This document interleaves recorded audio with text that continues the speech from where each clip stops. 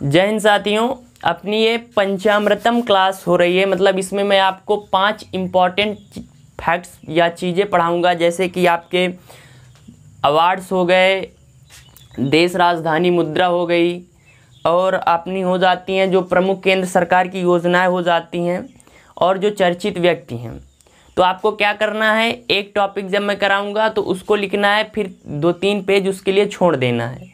फिर जब दूसरा टॉपिक जैसे कि लिखिए, फिर बताता जाऊंगा अवार्ड्स, तो आपको एक पेज में क्या करना है, डाल देना है 2020-21 प्रमुख अवार्ड।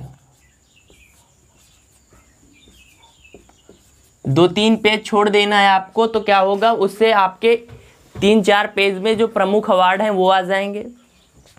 तो चलिए, सबसे पहले आ जाता है राजीव गांधी खेल रत्न अवार्ड। क्या चीज साथी? राजीव गांधी खेल रत्न अवार्ड। राजीव गांधी खेल रत्न अवार्ड 2020। तो साथ ही पूछा जाता है राजीव गांधी खेल रत्न अवार्ड में कितनी राशि दी जाती है, मतलब कितने रुपए मिलते हैं। तो साथ ही इसमें 25 लाख रुपए। कितने का है? सबसे पहली बात तो राशि की बात कर दें, कितना रुपया मिलता है, तो 25 लाख रुपए मिलता है। 25 लाख रुपए मिलता है। अब भैया पूछेगा 2020 में कितने लोगों को दिया गया, तो 2020 में साहब ये 5 लोगों को दिया गया है। 1 पुरुष और 4 महिलाओं को दिया गया, जिसमें से एक महिला पैरा एथलेटिक्स जो विकलांग खिलाड़ी होते हैं वो हैं। तो लिखते हैं अपना, सबसे पहले आ जाते हैं रोहित शर्मा। रोहित शर्मा क्या खेलते हैं शर्मा साहब? क्रिकेट, क्रिकेटर हैं। अगला आ जाता है विनेश फोगाट, दूसरे खिलाड़ी जिन्हें 2020 में राजीव गांधी खेल रत्न अवार्ड दिया गया है, विनेश फोगाट। ये क्या है, कौन सी खिलाड़ी हैं? तो साहब ये विनेश फोगाट जी कुश्ती, कुश्ती। विनेश फोगाट कुश्ती। रानी रामपाल, रानी रामपाल क्या खेलती हैं? ये तो हॉकी, हॉकी कैप्टन है, हॉकी। मनिका बत्रा, और किसे मिला भैया? तो मनिका बत्रा कौन सी खिलाड़ी है? तो साहब ये टेबल टेनिस खेलती हैं। क्या खेलती हैं? टीटी यानी table tennis.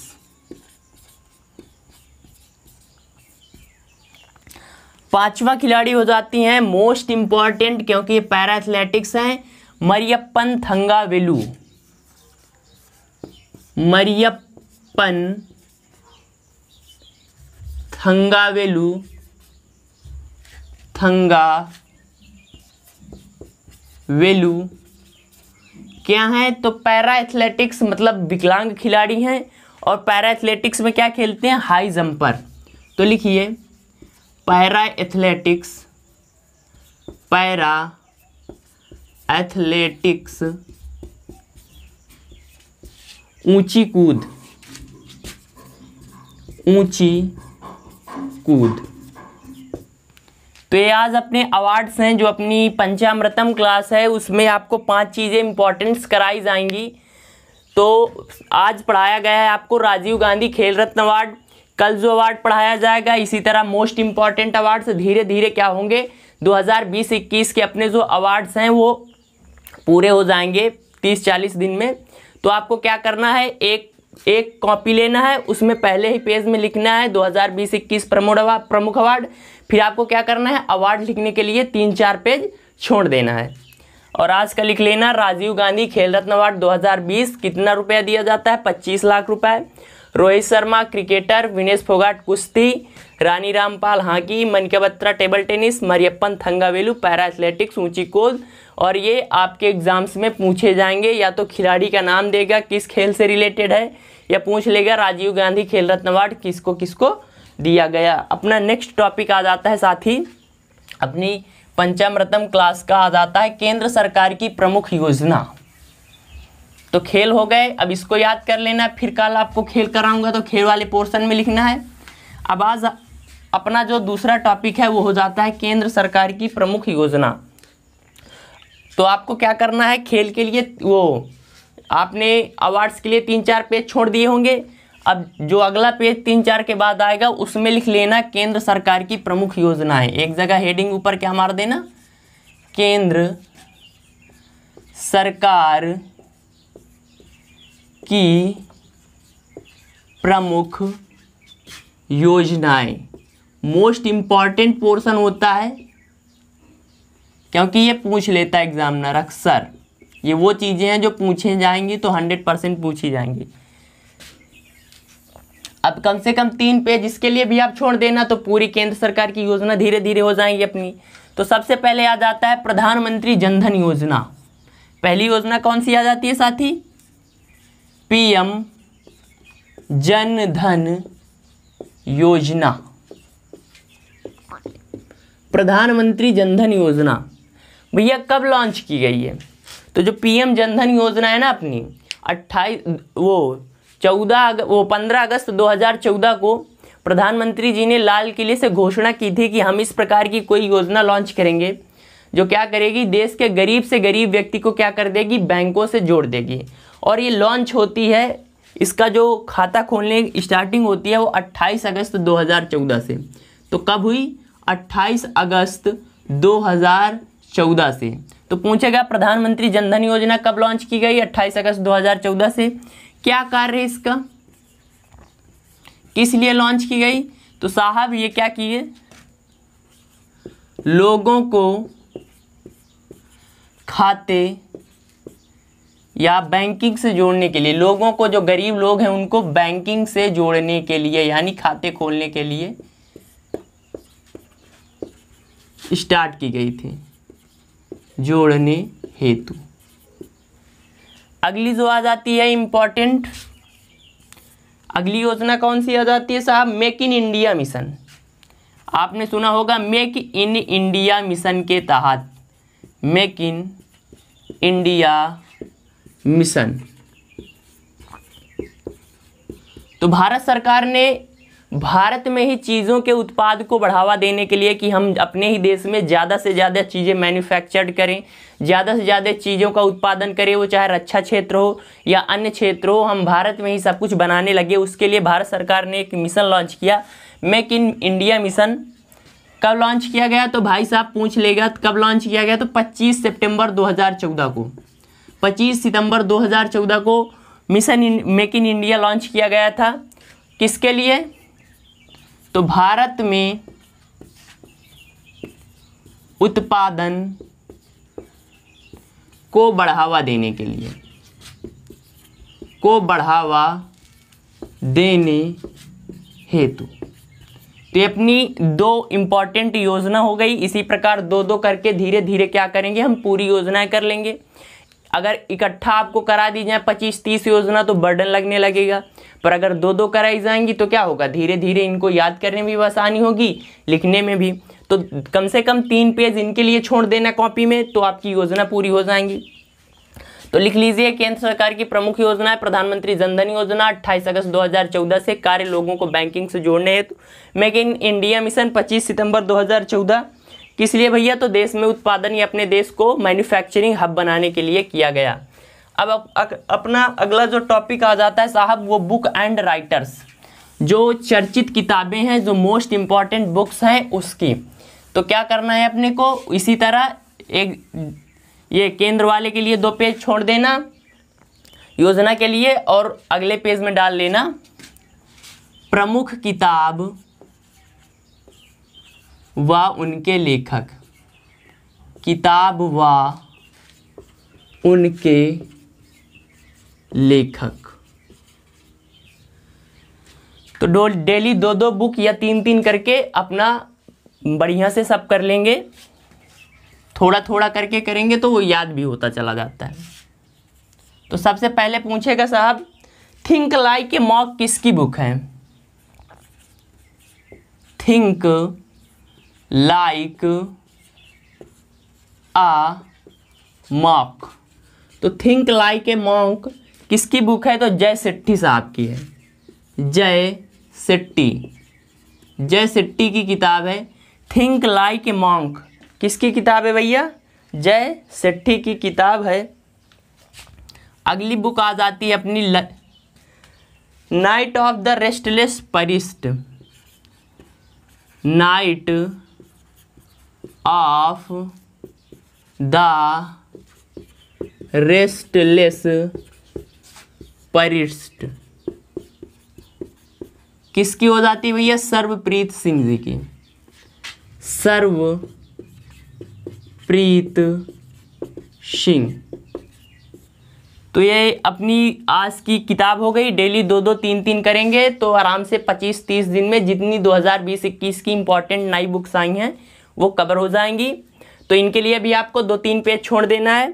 Think like a monk, Jay Shetty, night of the restless परिस्ट, सर्वप्रीत सिंह प्रमुख किताब व लेखक। 2-2 3-3 याद करने में भी प्रॉब्लम नहीं होगी साथी, और धीरे धीरे क्या होंगी? कंप्लीट भी हो जाएंगी। अब बात करते हैं प्रमुख देश या उनकी मुद्रा।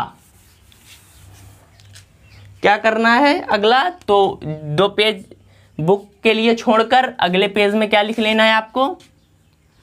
प्रमुख देश, ऐसे लिखना है। देखो, देश, राजधानी, मुद्रा, ऐसे। सबसे पहले आ जाता है अपना चीन। चीन, तो चीन की राजधानी साहब हो जाती है बीजिंग। बीजिंग। और चीन की मुद्रा क्या हो जाती है? तो साथ ही यहाँ की मुद्रा हो जाती है युआन। युआन या रेनमिनबी। रेनमिनबी, जिसे कहीं कहीं पर युआन भी देता है।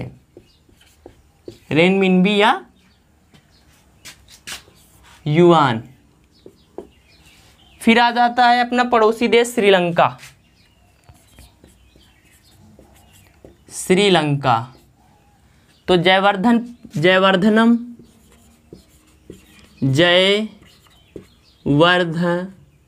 जयवर्धन पूरे कुट्टे,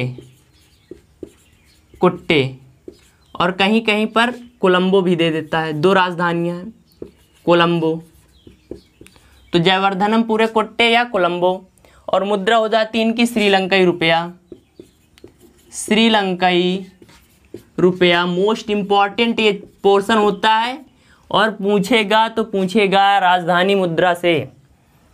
अगला आ जाता है नेपाल। नेपाल की राजधानी हो जाती है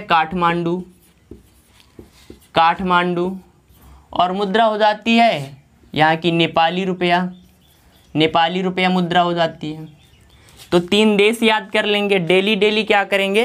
3-3 करते जाएंगे तो साथ ही 15-20 दिन में प्रमुख देश आपको याद हो जाएंगे। और कम करेंगे तो क्या होगा? आपको याद करने में प्रॉब्लम नहीं होगी। तो देश राजधानी मुद्रा के लिए भी आपको क्या करना है? अपनी कॉपी में 3 पेज छोड़ देना है। तो उसमें क्या होगा? आपके जितने देश हैं उनकी राजधानी मुद्रा करा देंगे।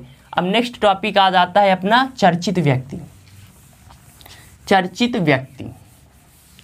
5वां टॉपिक अपनी पंचामृतम क्लास का आ जाता है साथी क्या? चर्चित व्यक्ति। तो नए पेज से डाल देना है आपको चर्चित व्यक्ति।